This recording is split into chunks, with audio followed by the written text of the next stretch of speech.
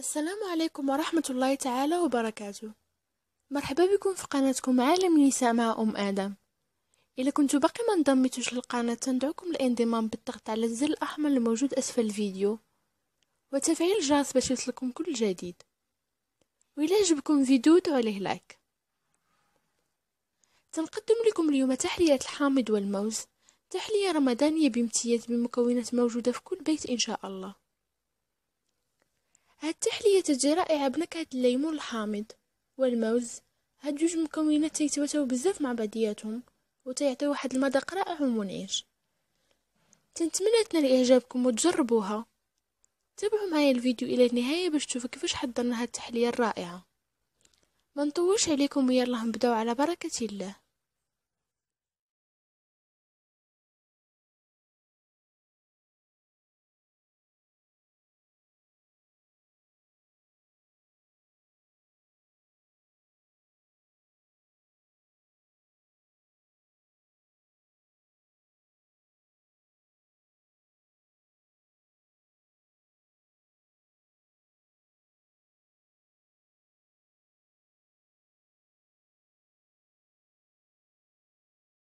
نحتاج لها على بركة الله إلى نصف لتر من الحليب زائد كأس مع مرش من الحليب، جوج معالق كبيرة ونصف من الكريم باتيسير. يمكن لكم تعوضوا بجوج معالق كبيرة من نشا أي المايزينا.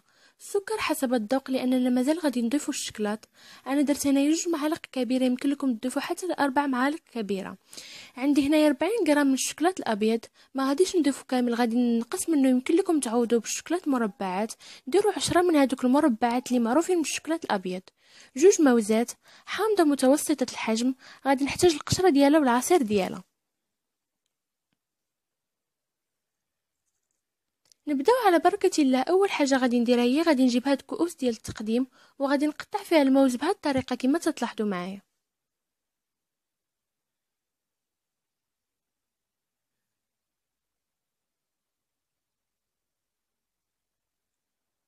وغادي نستمر بنفس الطريقه حتى نكمل كاع هادوك الكؤوس ديال التقديم وغادي نخليهم على جنب.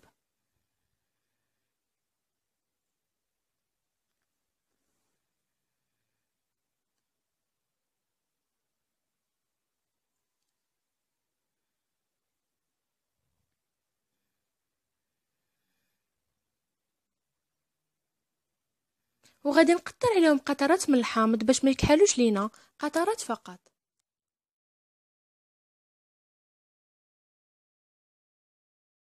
ونبداو على بركة الله في كاسرولة ونضع السكر والكريم باتيسير، يمكن لكم تعوضوه بالنشا.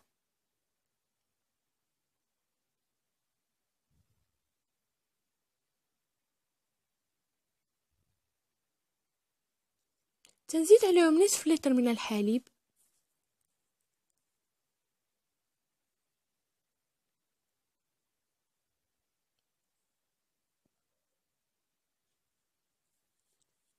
زائد كاس عنبة مع مرش. غادي نحرك هاد المكونات جيدا حتى يتخلطوا ليا مزيان، وغنوضعهم على نار تكون هادئة مع التحريك المستمر حتى الغليان. كما تلاحظوا معايا راني بقيت نحرك الخليط حتى غلى ليا. دابا غادي نقص عليه النار حتى تولي كي الشمعة.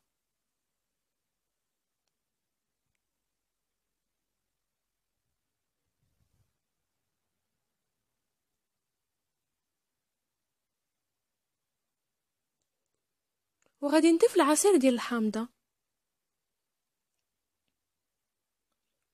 وقشور الحامضة المحكوكة،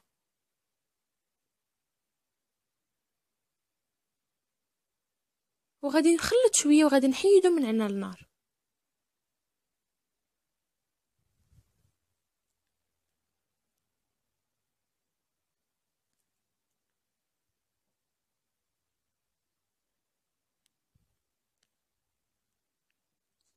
حيدت الخليط ديالي من على النار وتنستمر في الخلط. ودابا عاد غادي نضيف له الشوكولاط الابيض اللي قطعته بهذا الشكل هذا باش يذوب ليا بسرعه بسخونه الخليط.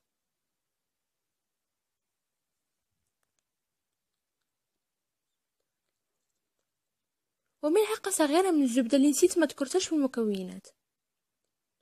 وغادي نخلط حتى يذوبوا لي في سخونه الخليط.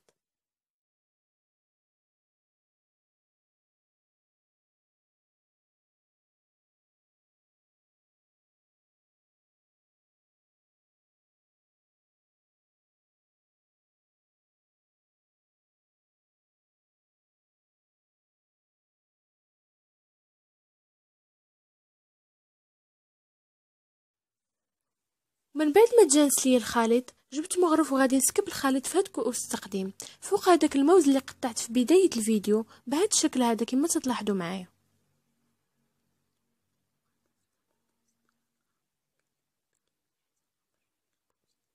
وغادي نستمر بنفس الطريقه الى نهايه الكميه حتى نعمر جميع الكؤوس ديالي، وغادي نخليهم يدفاو لي شويه على سطح العمل، وعاد غادي ندخلهم للمبرد تقريبا ساعه حتى يشدوا لي راسهم مزيان، وإلا كنتم مزروبين ندخلهم للمجمد باش يجبدوا لكم دغيا.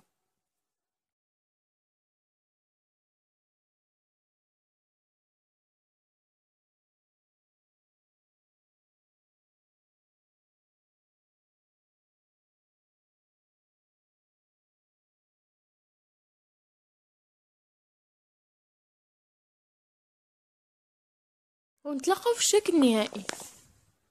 وهذه هي التحليه ديالنا من بعد ما شدت راسها زينتها بهذا التزيين البسيط. درت قطع صغيره من الحامض واوراق من النعناع الطازج، والتزيين تبقى حسب الرغبه.